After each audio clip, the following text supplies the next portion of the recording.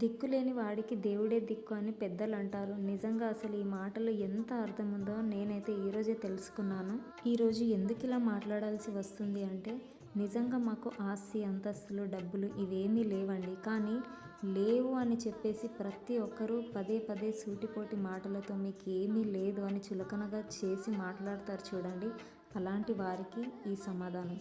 అలాంటి మాటలు మాట్లాడే వారికి నేను మాత్రం సమాధానం చెప్పలేను, కానీ దేవుడు మాత్రం ఏదో ఒక రోజు సమాధానం చెప్తాడని నా నమ్మకం.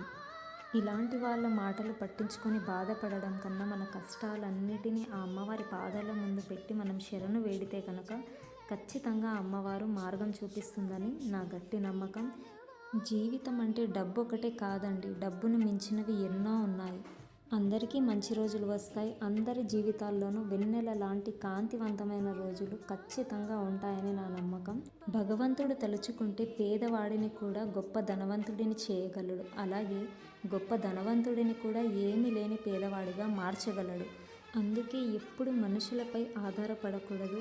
ఆ భగవంతుడిపై ఆధారపడి శరణు వేడితే కనుక ఖచ్చితంగా మార్గం దొరుకుతుంది.